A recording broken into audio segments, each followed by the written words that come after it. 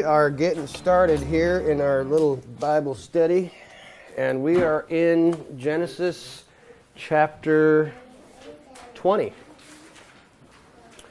Last week we had spoken about Genesis chapter 20. We kind of did the first half of it, and we'll do the second half this time.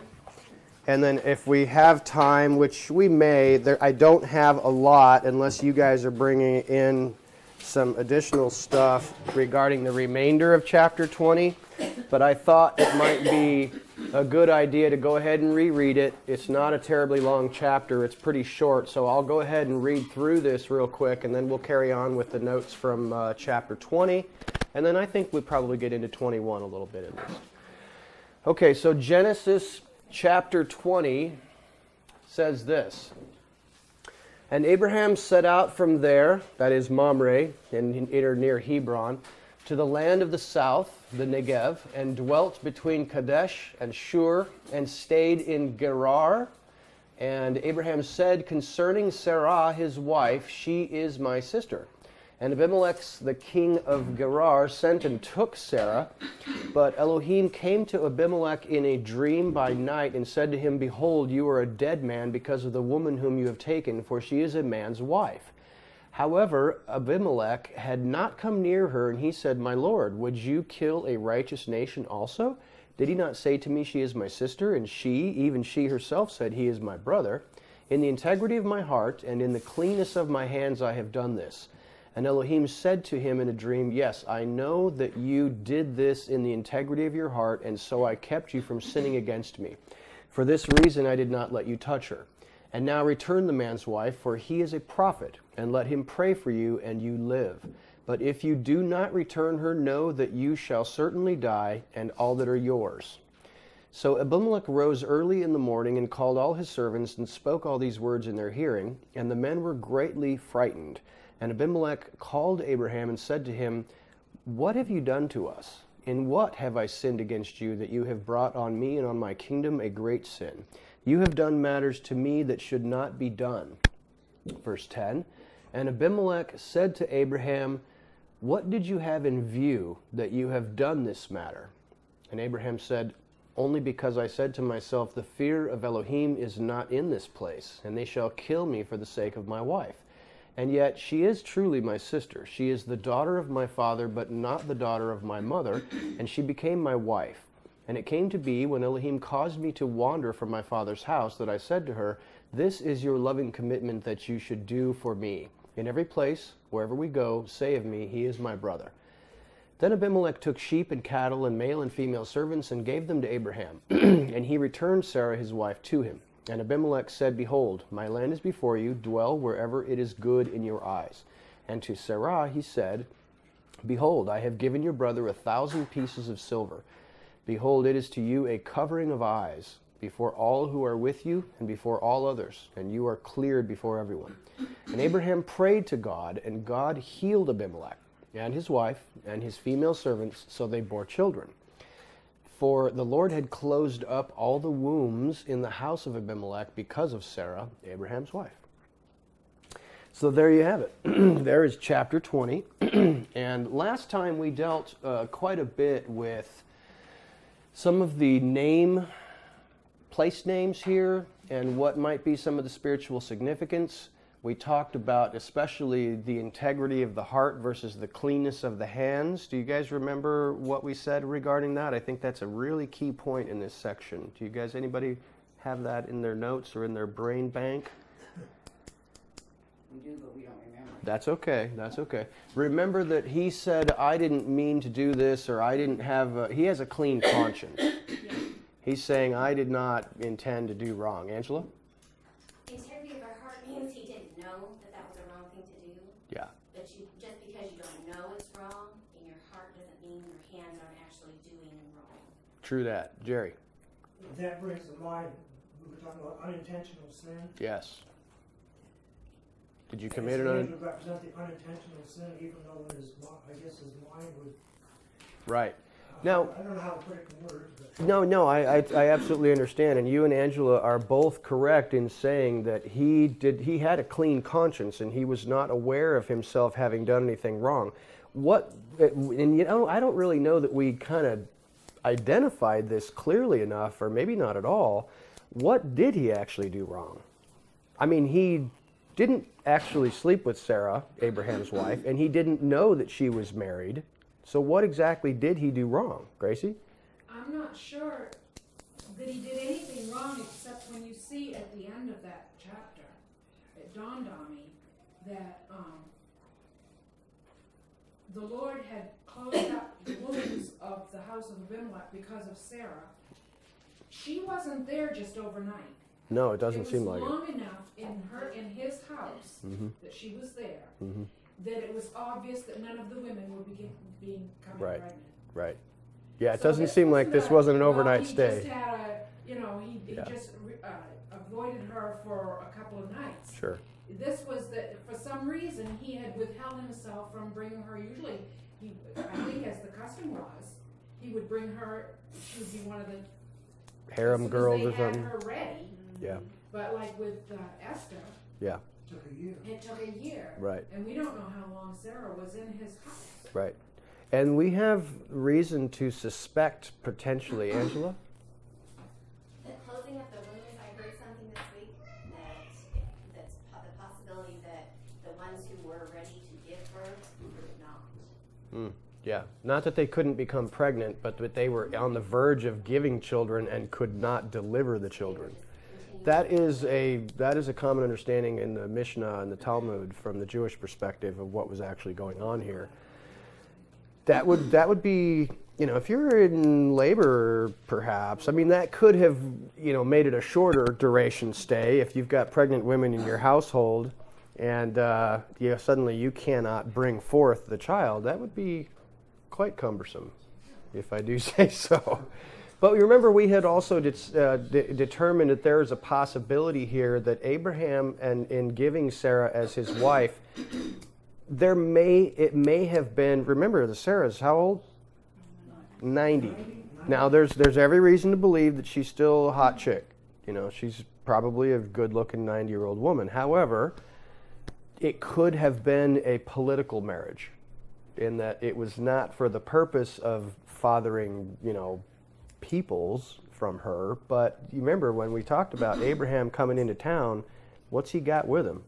He's got quite a retinue, if you remember. He's got huge flocks and herds and male, female servants and donkeys and camels and goats and 318 armed men at least who were with him from 30 years ago when they invaded the kings of Assyria. He's got quite a retinue here, quite an entourage, if you will, and he's very wealthy. So it would make sense to make a political arrangement with him and perhaps marry someone. And this is a matron type of woman from the family, so it may be that he didn't really have in mind necessarily to do anything, although that does seem to be counteracted by the fact that God says, yes, I know that you did this in the integrity of your heart, and so I kept you from sinning against me. God seems to have intervened somehow to stop this from happening. Gracie? So this happened after the angels had been with Abraham and Sarah before the Sodom and Gomorrah thing in a previous chapter. So the Lord has already said she's going to get pregnant. So how in the world would Abraham want to? It's a curious thing, which I cannot countenance nor explain how Abraham would have done this. Didn't this happen before, though, when they entered Egypt? Didn't they do the Yeah, this same exact thing happened. This is all chronological, right? Well, it doesn't necessarily have to be, but bless you, it is traditionally interpreted that way. We don't have any reason to think that it's not. The reason that Abraham probably left the area of Mamre is because Sodom and Gomorrah had been destroyed, and there's sulfurous, ruinous smoke and vapor and dead bodies everywhere. It says, I'm getting out of here. I'm going to a better place, So there's no reason to think it's not chronological. As to why he would do this, it doesn't make any sense. It really doesn't, especially since he's already done it before. And what's curious is in just a few chapters, his son Isaac is going to do the exact same thing with another guy from the same area with the same name. I don't know that it's the same Abimelech, but it certainly could be. If this Abimelech here is a young man, and then 30, 40 years later when Isaac comes to town, you'd think that he would have said, okay, this guy's related to that guy, he's selling, offering me this chick. I don't want anything to do with this. Who knows? Didn't you? But he did something wrong in the beginning because he was afraid they were going to take, he already judged the king and the people that they wouldn't, they wouldn't do something and accept him, so that he'd just take the wife and kill them all off. So he was wrong there. Yeah, that's true. Instead of just going and telling the truth and finding out what the king was like, he just thought, well, they're going to go in there and kill us. And I think the better point here is instead of trusting in God, frankly, and saying, you know what, this is my wife. If God is going to protect me, he's going to protect me from people who would like to kill me and take my wife. Angela? Well, the point that Mike was making in the last couple of weeks, maybe he was having compassion on knowing God would protect him and punish that king. He was trying to make a way for that king to I am willing to, Mike and I had gone round and round on that idea, and we had a disagreement about it, but I can see Mike's perspective, and I'm not exactly against that idea that Abraham knew what he was doing, and that this was for a purpose. When you remember that God gives you the reason why all of these plagues were brought on Egypt in the next, book of the Bible, when we've got the Exodus happening. Why did he do that? Why did he bring all these plagues on Egypt and show his great power and take his people out of there? I mean, it's obviously the purpose ultimately is to take his people out of there, but what's the big benefit? What is one of the stated purposes that God himself says why he did all this? Does anybody remember that? He's bigger than their fake God. Yeah. In a sense, that's absolutely true, that he is demonstrating his power to the whole earth. Yes. And you can remember that, the Exodus is a huge, huge story. And it's not just from us Bible believers, who read our Bibles when we're in America. This is a known story all over the world. The God of Abraham, Isaac, and Jacob is known because of what happened in the Exodus. And so he desired to display his great power for vessels prepared for salvation and for vessels prepared for destruction, as Paul tells us about in Romans chapter 9, if you'll remember that. But I think that there is possibly something to the idea that Abraham knew exactly what he was doing. And we'll talk about that in just a moment, because you can see what is the upshot of all this hoopla. Well, it's right here. After he gets this dream from God, he arose early in the morning and called his servants and spoke all these words in their hearing, and the men were greatly afraid. The people of the Philistines, this is probably their first encounter with this God, and he has displayed his divine power among them by speaking to their king directly, closing up the wombs, and showing he is related to this man Abraham in some special way, so that it brings fear upon these people. What is the beginning of knowledge? The fear of God. So it could be that Abraham actually knows what he's doing. It doesn't, because there's a lot of speculation about why would he do this, and most all commentators will say he sinned. It was a great sin, and it could certainly be. We're just looking at alternative options. James? So I agree. There's a lot of sages, some of the sages have written that it was intentional. Mm-hmm. But another possibility, I hadn't even made the Philistine connection, but we know that Abraham's essentially going to take this whole land. Mm-hmm. And there could be a mercy element here. Yeah. Which is saying, know who I am. I'm Right. going to expose you. I'm going to present my power and my ability to you. Mm-hmm. Mm-hmm. And either come over or don't, and later we'll come take you out. Yeah, absolutely. Because there could be a mercy element at play. Just Sure. when I saw that, Yeah. there could be something at play. Well, you know what? In regards to there being a mercy element, there also could have been the same thing when he went down to the Egyptians and stayed there for a little while and the same thing happened. But remember, that didn't go as well. There was no peace treaty formed. There was no understanding reached. It was like Pharaoh, God did not appear to Pharaoh. Somehow Pharaoh figured out what was going on, and when we talked about that, we potentially said, okay, maybe Pharaoh's wise men or Chaldean astronomers or some kind of wizards or something figured out there's a God talking to you or showing you, afflicting you in some way. But that didn't go as well because he just rallied up Abraham and said, get out, and they left. So that did not work. But did God show his power to the Egyptians during that time? Yes, he did.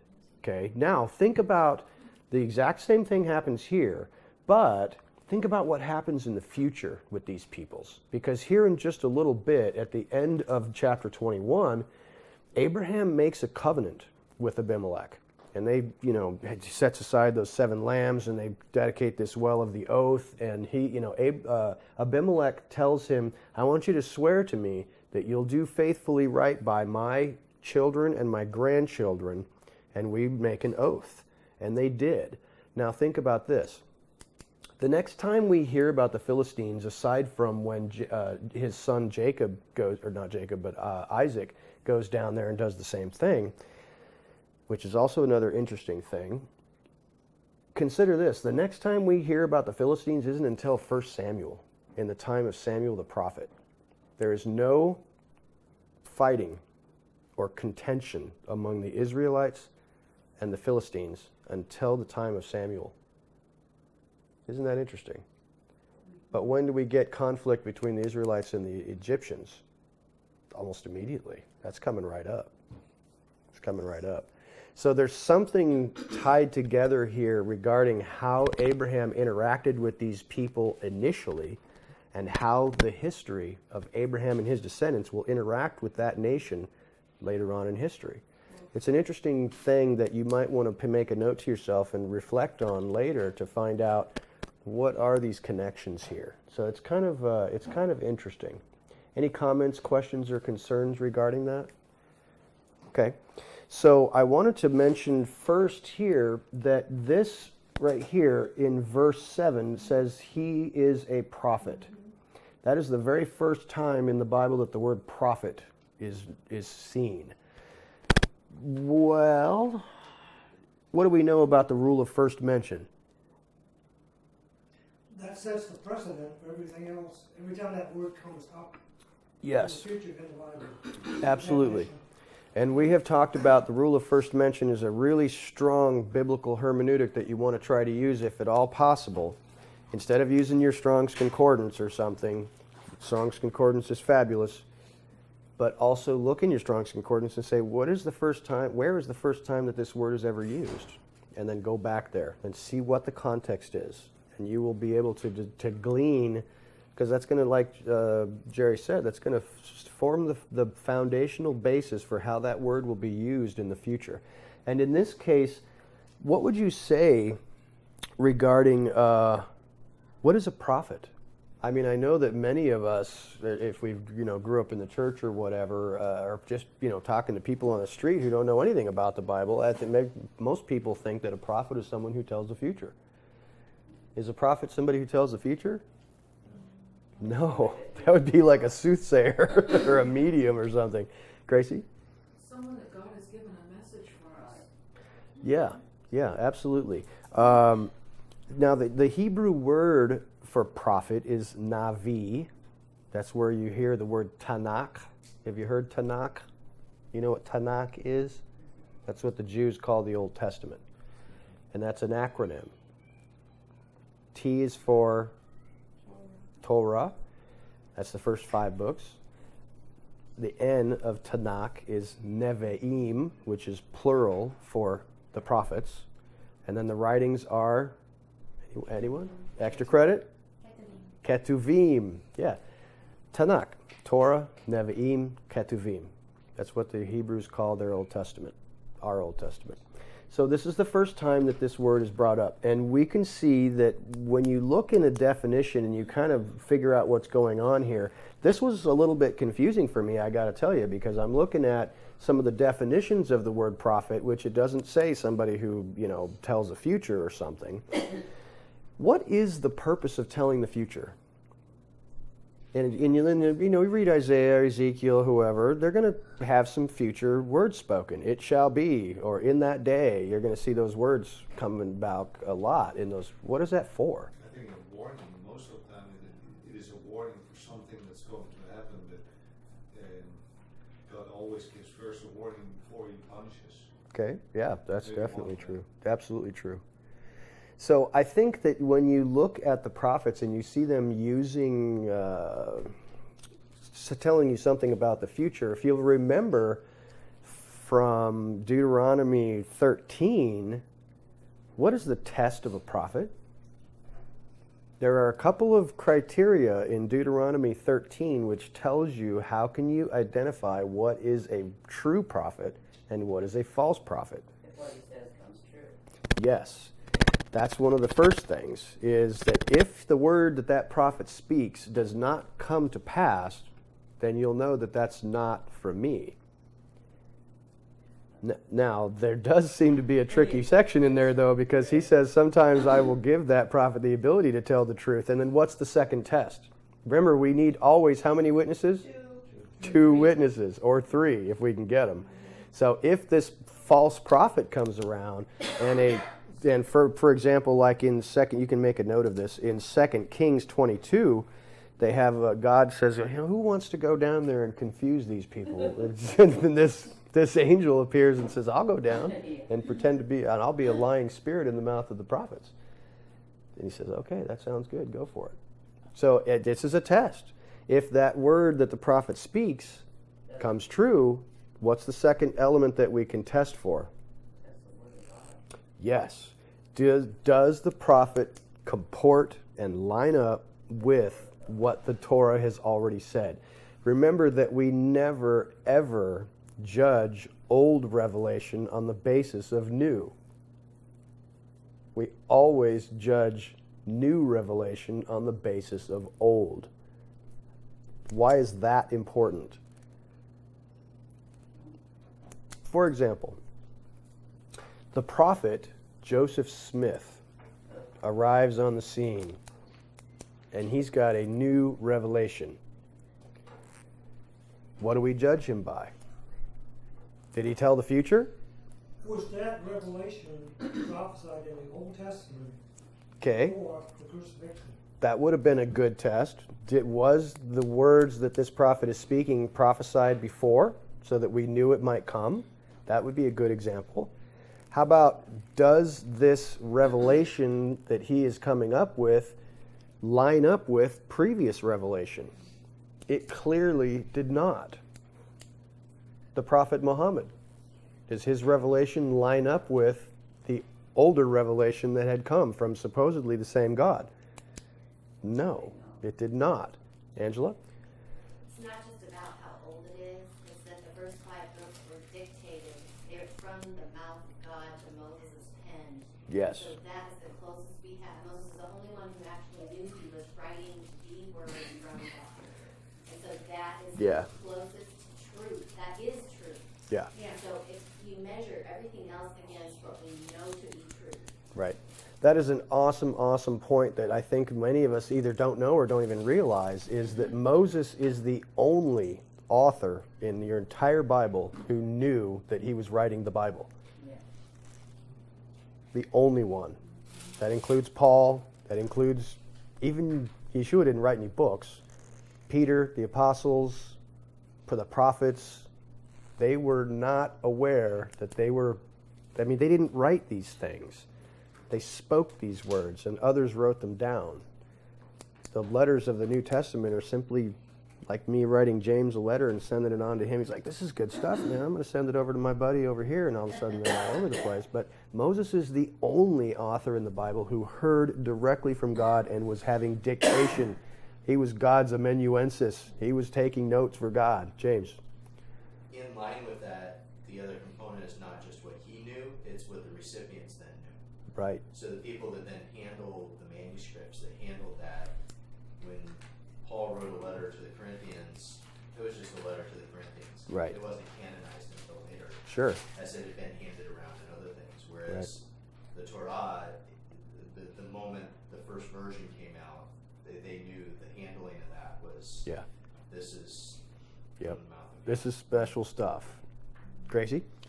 It also is interesting that Jesus told the people, listen to when they're reading Moses, and then don't do what these other guys are doing. Do what That's Moses right. said. That's right. And that is frankly how we test, and I think great men of the church, if you will, in the old times, were determined which books are in your Bible because they line up with the Old Testament. Now, I know that there are many people who have gotten themselves slightly confused about whether Paul has some different ideas. And I would remind you of this. Paul is a brilliant, brilliant rabbi. He is a rabbi, and he's also a Pharisee.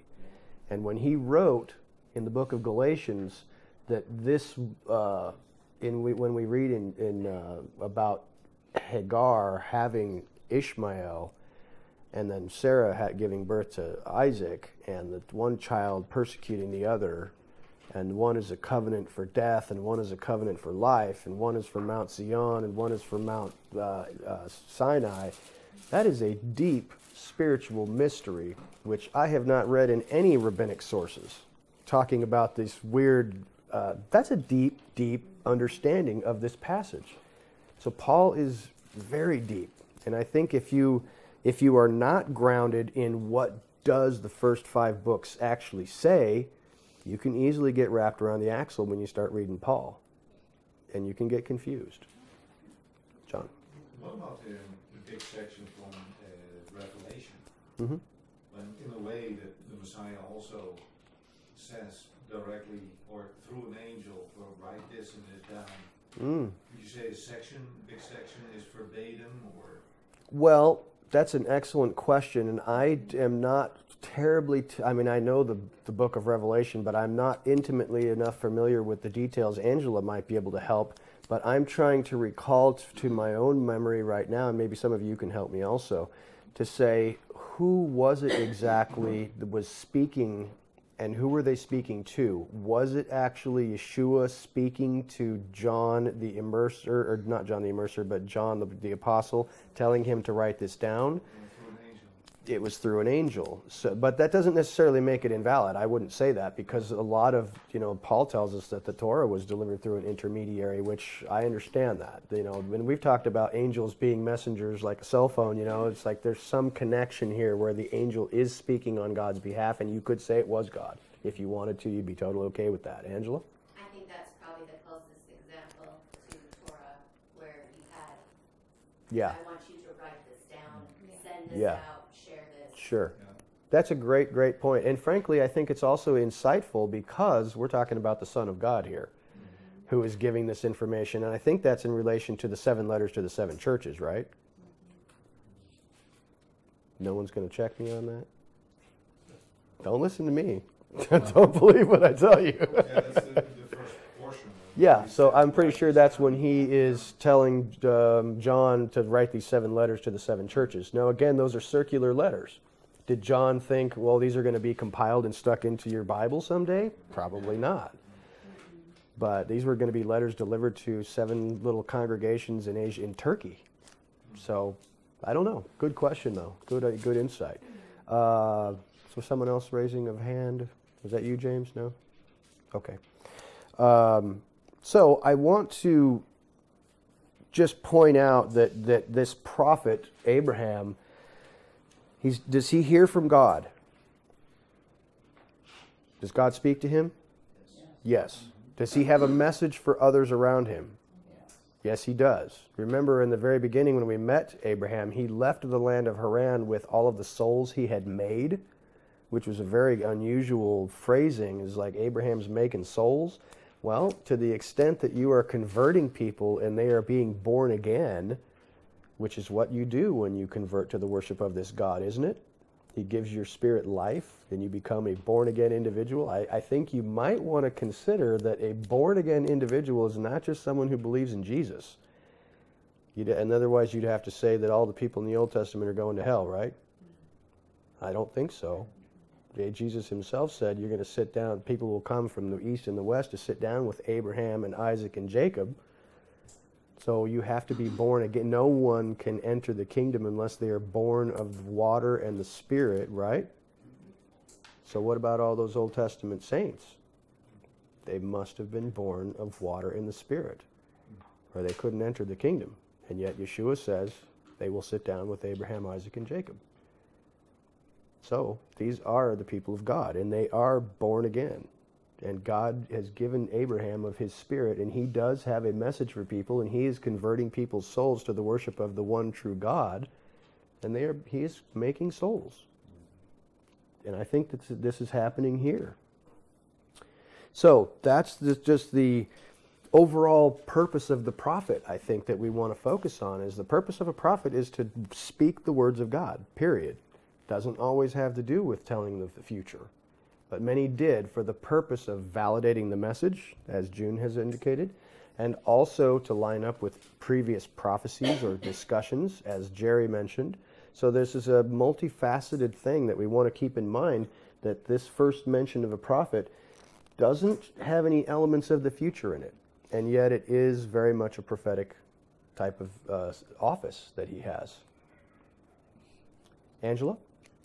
Yeah, right before you started talking about the word prophet, you talked about how this little episode here and the one in Egypt could have been foreshadowings of the way he would deal with those nations in the future. Yes. And so I would say that in the sense that, well, I think that if we don't know, we should definitely recognize that all of this is a prophecy. Yeah. I mean, Yeshua said, you read the words of Moses and you don't understand. He wrote all of this about me. This is true. And we have seen many times Yeshua is all over in the Torah. So this whole thing is a prophecy, frankly, from Moses. But in the sense of Abraham being a prophet, we see that he's just speaking truth. He's revealing God because God is revealed through him. Is God revealed through you? Is a key question that we need to ask ourselves on a daily basis. Is my speech, behavior, interactions with other people revealing God to the people around me? Or is it revealing me? I want to keep that in mind. Any other comments or anything about that? So yeah, the upshot of all of this hoopla with the Philistines and Abimelek is that the will of God, God himself has been manifested to these people. So that's a pretty awesome thing, in a sense. Yes, Jason. What you talked about with the prophet and prophecy is interesting. I hadn't thought of that before, but when you were talking about it, it kind of popped into my head that the prophets that did have the prophecy of what is going to happen in the future also sets the stage for those who come later on to fulfill that prophecy and validate that they are who was coming. That was foreshadowed. Yeah, that's a good insight. I hadn't thought of that. That the people who are living out the prophecies. In fact, you might say that you here today, studying, and as the book of Revelation says, according to what you were just talking about, that those at the end of the age who hold to the testimony of Yeshua and keep the Torah of Moses, you are a fulfillment of that prophecy. That was 2,000 years ago. You guys are fulfilling prophecy. Your lives, and I'm not just your Torah observance and your reliance upon Yeshua, but just your very lives is a fulfillment of prophecy, frankly. It's a good insight, Jason. I appreciate that. Angela? Were you going to talk about the pray thing? The what?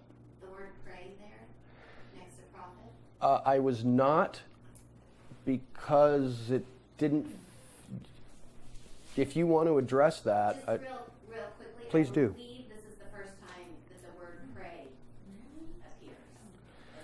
Can we verify that? Yes, please do. Yeah, let me just take a real quick look at that. That is also in verse 7, Genesis 20, verse 7. The curious thing is that here you have Abimelech talking, God is talking to Abimelech, telling him, now return the wife of the man, for he's a prophet, and he will pray for you.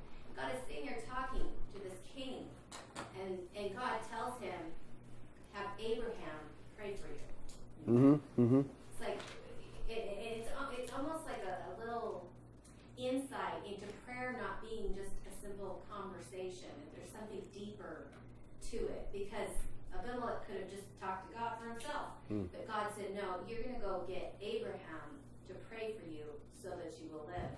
Yeah. So there's this third party involved in the situation. That is a good insight. And, you know, I hadn't caught on to that.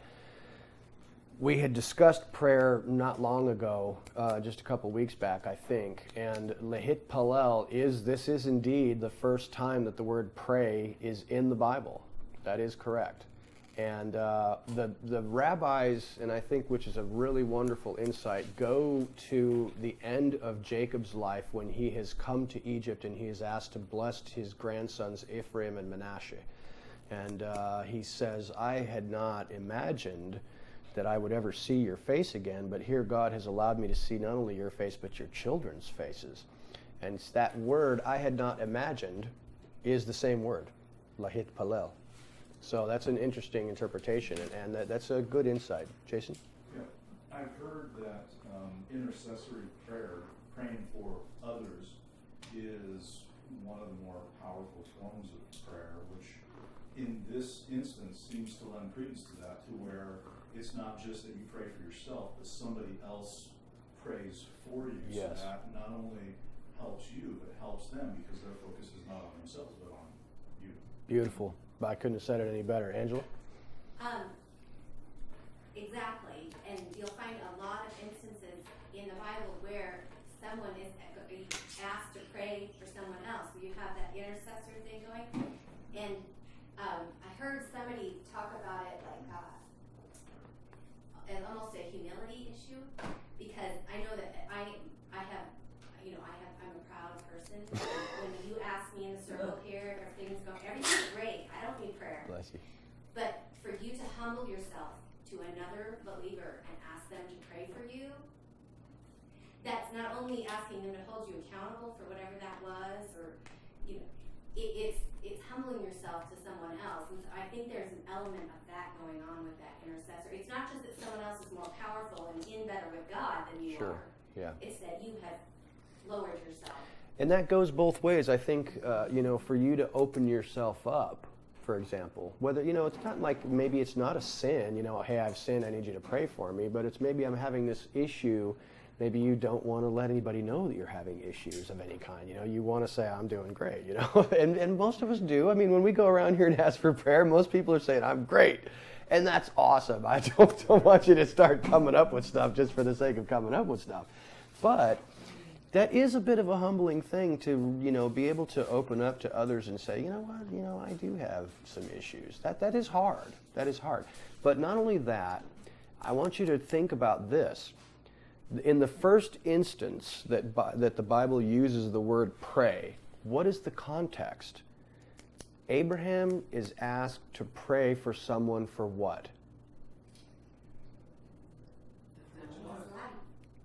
What is the problem that Abimelech is having that Abraham needs to pray for?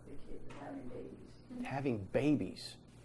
Now, isn't that slightly ironic? Why would that be ironic? Because his name is Father King. Possibly. What does Abraham desperately want? Baby. A baby. He's 100 years old and his wife is 90. And God's been telling him, you're going to have a child for going on probably 40 years now or 50 years. They still don't have that baby. And yet here, Abraham is being told, pray for him.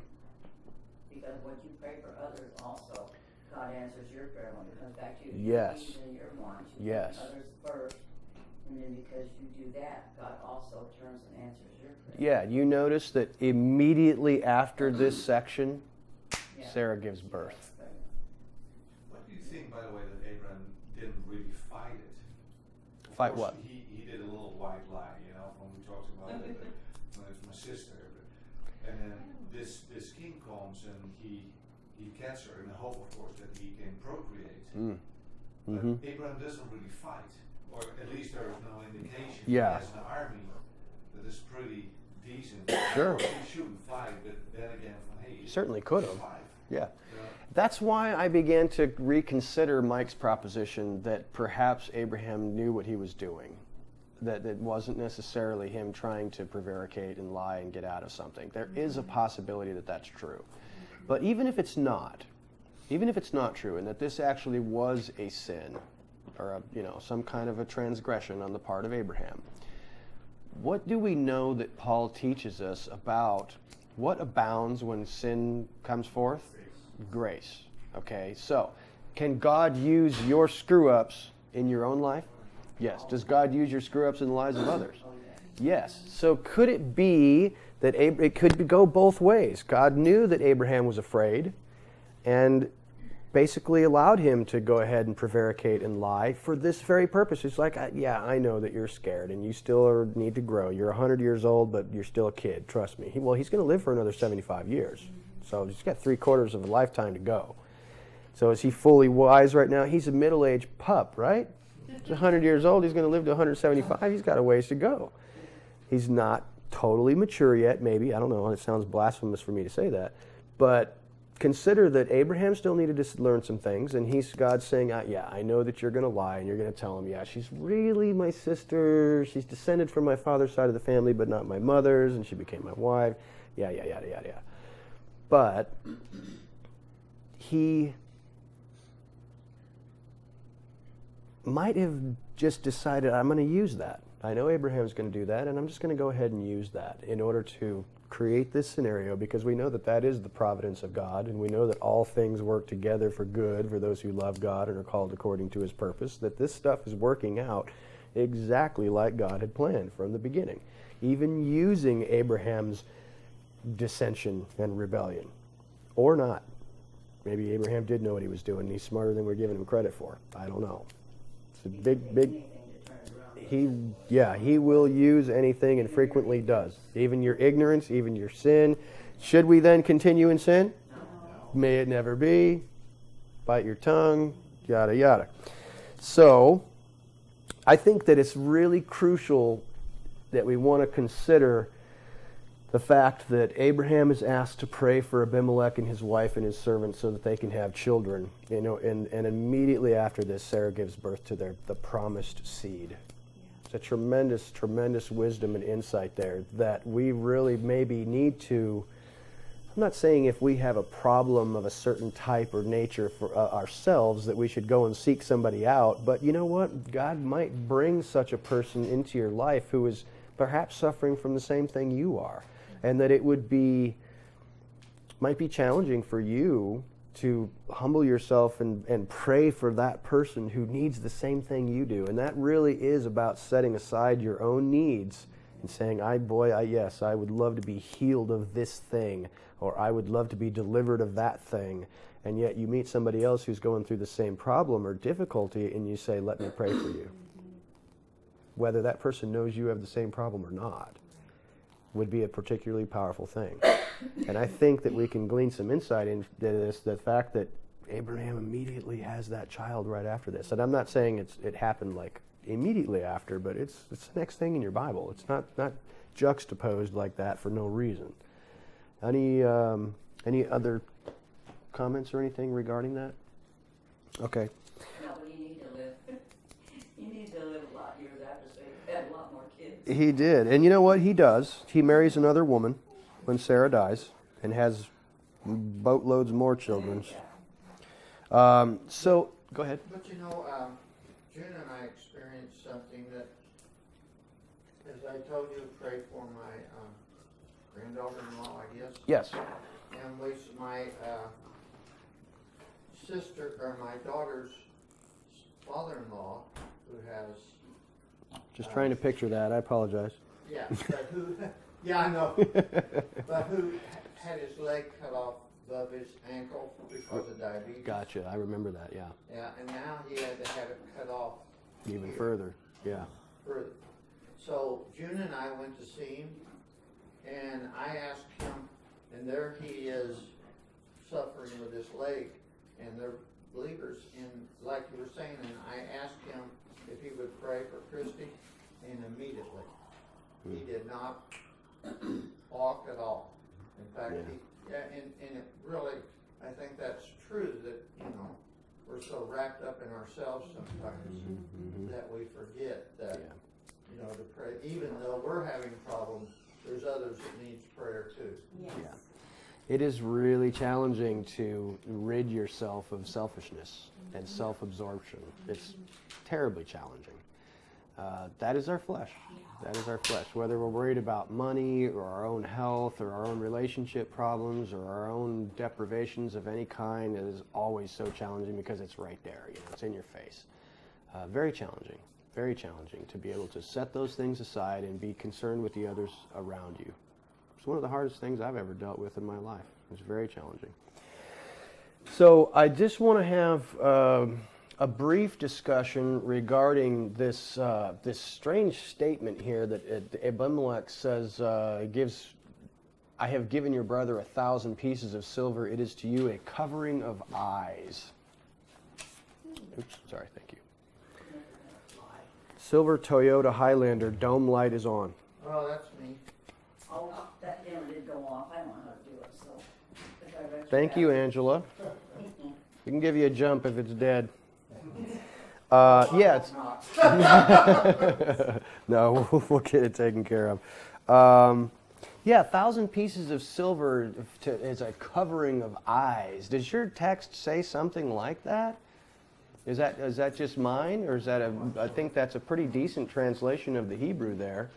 A covering of the eyes. Mine says your vindication. Okay, yep. Yep. Yours first? 16. Yeah, in verse 16 it says, "This will be a covering of eyes before you, all who are with you, and all others, and you are cleared or vindicated before everyone." How would a covering of eyes be like a vindication, Gracie? I think it sounds to me like, it's like he's saying so that nobody else will come at you and say, you did this. They'll see that I have no grievance against you, and so it's... Yeah. That's a good insight, I think, is that it's kind of like it's almost like an atonement, isn't it? A covering. For her. Yeah, for her. It's almost like a covering for her. In this translation, it's saying, it is a sign of your innocence in the eyes of all. Mm-hmm. So it's more not the covering of Her Sarah's eyes. but Yes. everybody else's eyes as far as... Right.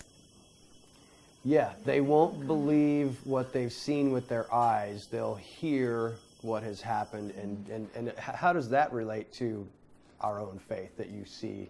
I mean, well, you know that's why many of us are wearing tzitzit, right? To distinguish between our eyes and our ears. And this is a covering of the eyes so that you can say, I know because I heard that Abraham and Sarah made good with Abimelek. 1,000 pieces of silver was given. What we saw and what we've seen around us in this situation, we can cover that. It's all clear. Between us and God, it's Right. His Son's blood, not all this silver, but Jesus' Right. blood. Absolutely. Yep. So that was just a neat little weird turn of phrase that I thought we should look at for just a second.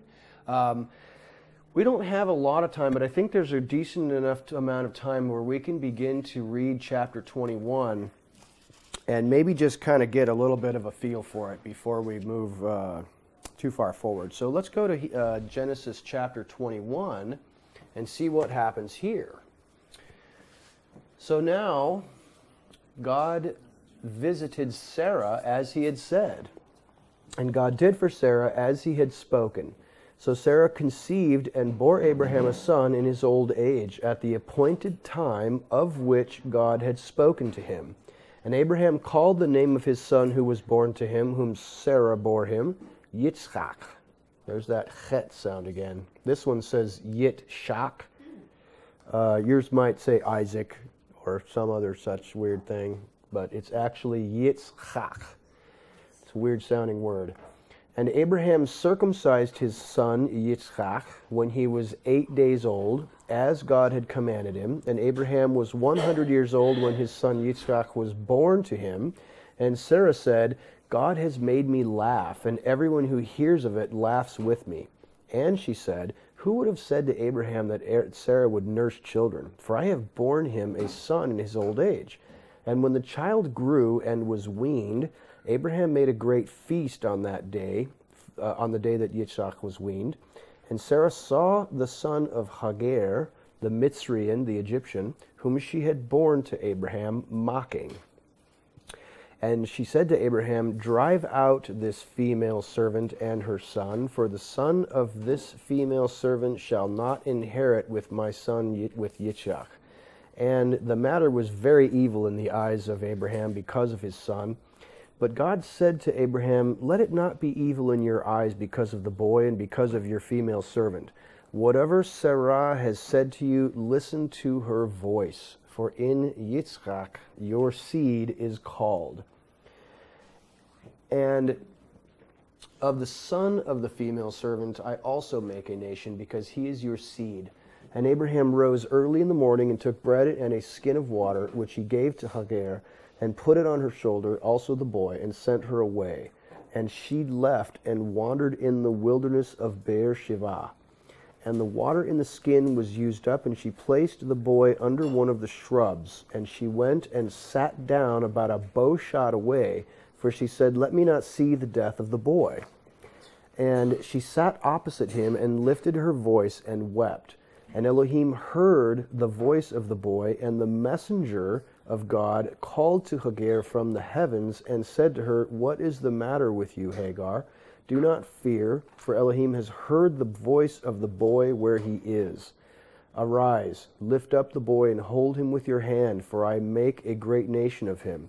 And Elohim opened her eyes, and she saw a well of water. And she went and filled the skin with water and gave the boy a drink. And Elohim was with the boy, and he grew and dwelt in the wilderness and became an archer. And he dwelt in the wilderness of Paran. And his mother took a wife for him from the land of Mitzrayim.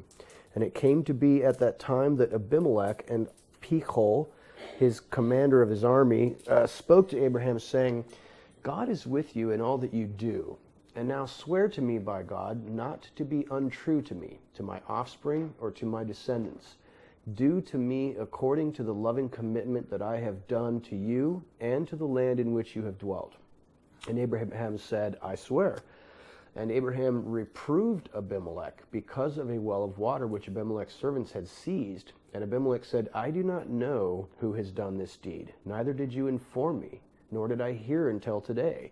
So Abraham took sheep and cattle and gave them to Abimelek, and the two of them made a covenant. And Abraham set 7 ewe lambs of the flock by themselves. And Abimelek asked Abraham, what are these 7 ewe lambs which you have set by themselves? And he said, take these 7 ewe lambs from my hand to be a witness that I have dug this well. So he called that place Beersheba, because the two of them swore an oath there. Thus they made a covenant at Beersheba, and Abimelek rose with Pichol, the commander of his army, and they returned to the land of the Philistines. And he planted a tamarisk tree in Beersheba, and there called on the name of the Lord, the everlasting God. And Abraham sojourned in the land of the Philistines many days. That's the end of chapter 21. Now, I just wanted to get a little feel for it and maybe ask a couple of questions.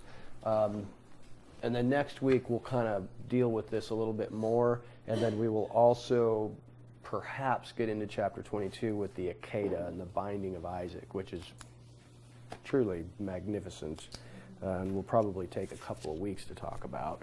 But what I want you to keep in your mind as a potential for some germination of ideas is the parallels that you might begin to see between Isaac and Yeshua. Can you actually think of anything off the top of your head? I mean, we're just barely getting introduced to Isaac here, but I think already you can see some parallels. Jerry? Well, number one, Isaac was a promised son. Yes. Also, Yeshua, back in Genesis 1 or 2, was the promised seed to Eve. Yes, right. They are both promised sons. They were both delayed in their coming. What about they're both of a miraculous birth? I mean, you got a woman giving birth at 90, and you got a virgin giving birth, opposite ends of the spectrum, but miraculous nonetheless. They were both announced and named by God or an angel. They were both persecuted by sons of the flesh. Abraham's son Isaac was persecuted by Ishmael, and who was persecuting Yeshua? The religious leaders of his day.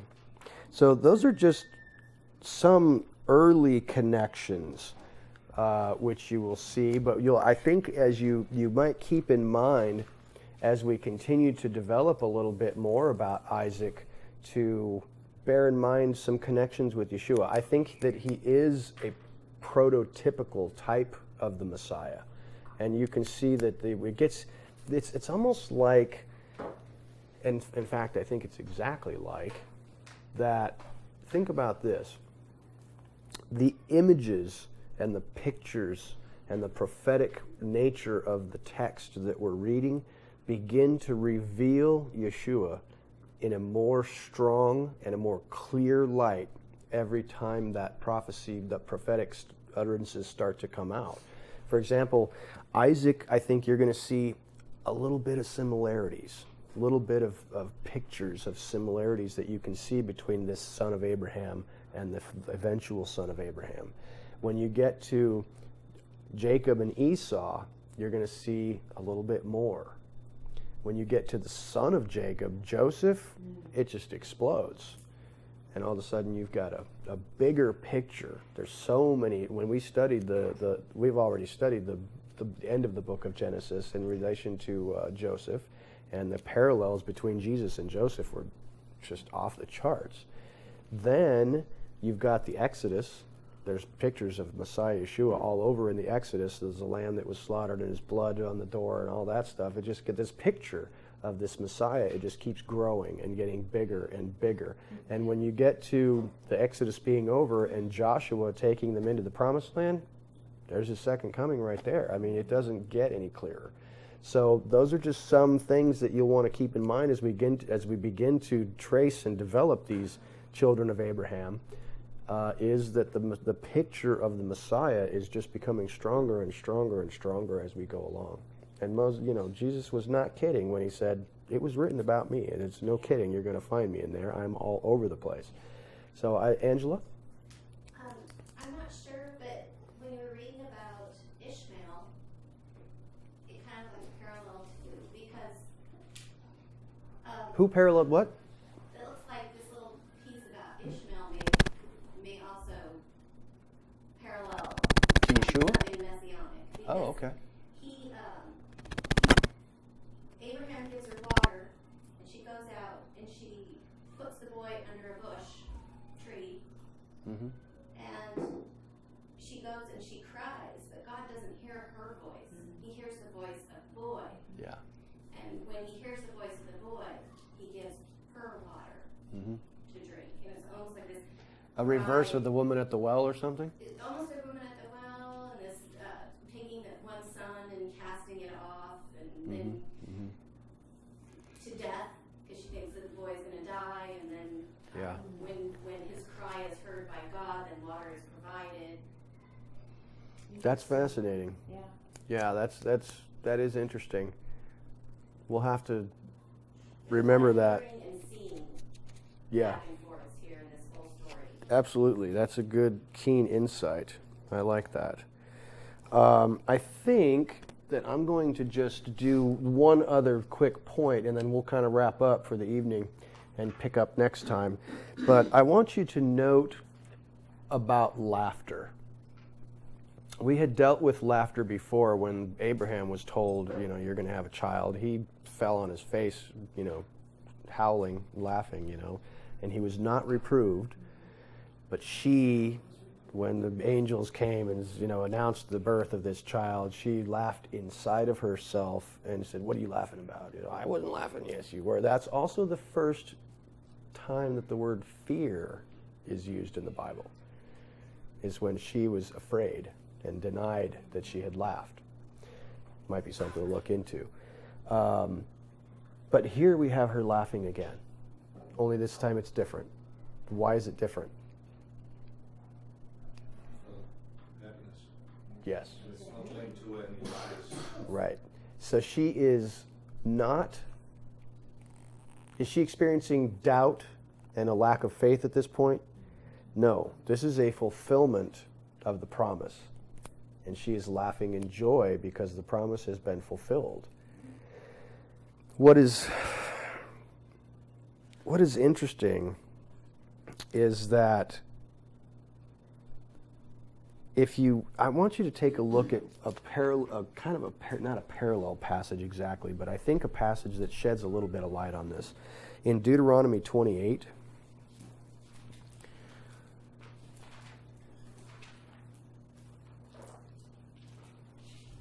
if you check out Deuteronomy 28:48,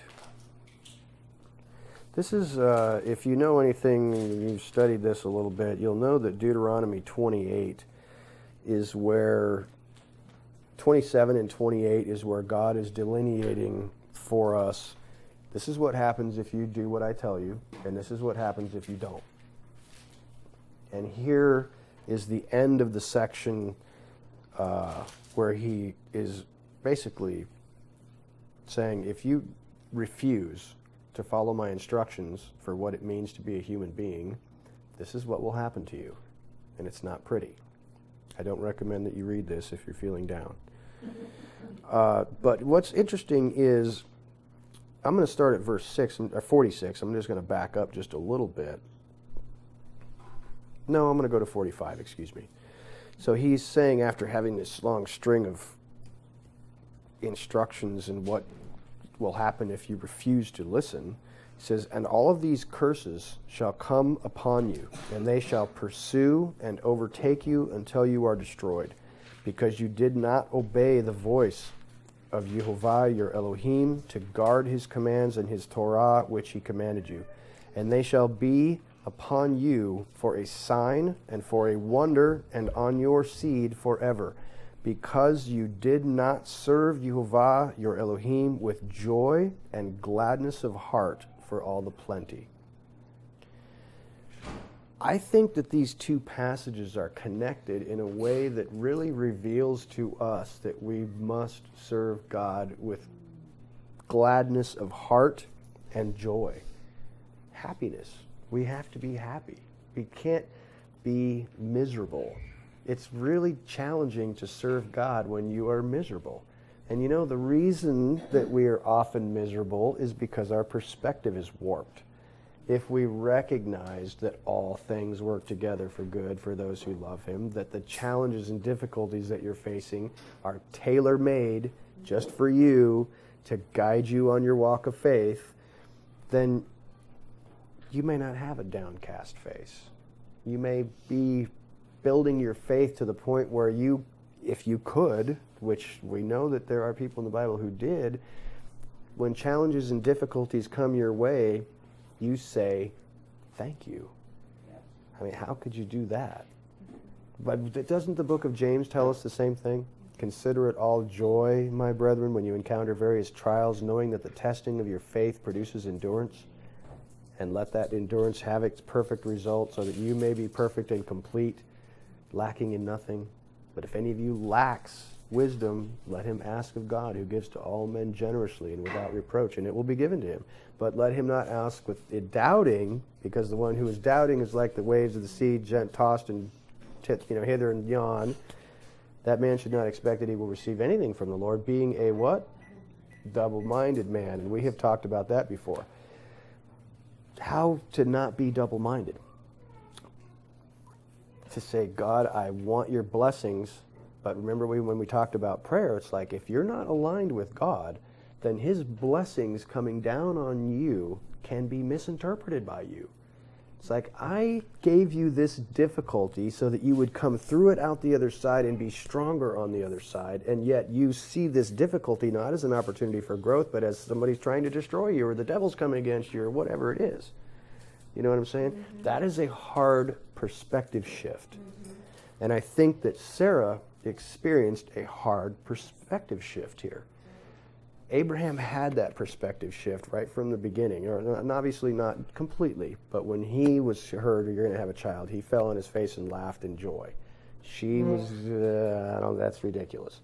That is unfortunately what we see for ourselves, is that we not only have difficulty, I mean, you all know that you're going to heaven, right? Yeah. And that you're going to be in God's kingdom. How real is that to you? And I'm not suggesting that you go and spend a bunch of time gazing at your navel thinking about how you're going to go to heaven someday. But if you can grasp onto those big concepts and say, yeah, I know I'm a child of God. I know I'm going to heaven. I'm going to the kingdom, whatever that is.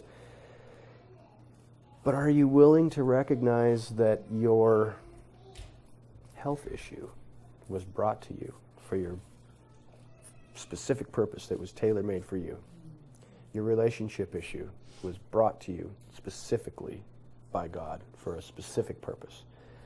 That son or daughter, grandchild, who's screwing up, doing drugs, fornicating, whatever they're doing, do you trust him enough to say, this freaks me out, but I don't want to freak out because you created this individual.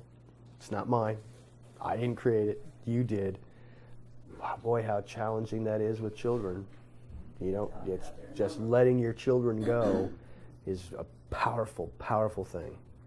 Now, you can look at me and go, yeah, what do you know, you young whippersnapper? Yes, my kids are 15 and 13, but I'm getting there, I know. 14 and 12. They're getting, sorry. I don't even know how old those kids are. No, I'm kidding. But I mean, know those of you who have adult children, you've got a lot more experience than me freaking out over your kids. Trust me, I know. But think about that. We have this pie in the sky idea about going to heaven and entering the kingdom that we can hold on to and so, sometimes imagine. But when we're dealing with these lower order issues, we fall apart. It's because it comes a lot closer to home. Angela? Tracy's not here, so I have to say it. Okay. He touches on it, and I know okay. she would. This whole thing about hearing and seeing, that hearing the words that are written here, the words Moses wrote down for us that are right from God, hearing the word. Not seeing, which is not just what I see, light rays bouncing into my retina. It's about what you think you understand. Yeah. As a human being, your perceptions, like when you say, well, I just don't see it that way. I just don't understand it that way. That's sight. You don't walk by sight, you walk by faith. Now, hearing is key in both these passages you just read. If you'll notice, Sarah said, all who hear it will laugh with me. Mm-hmm. And right before he read all these awful things, it said, those who did not hear my voice. Mm-hmm. So if Tracy was here, she would say, read the words. Yes, she would. Yes, she would. So, you know what? I want to tell you that I experience the same struggles that you do with trusting in God for my children and my business and my relationships. And I am way worse than the disciples. My faith is much smaller than a mustard seed. Much smaller. But you know what? I'm going to pray for you that your faith will grow, and maybe that'll backfire on me. So we should pray for each other that our faith would grow and we would come to trust Him. Let us pray.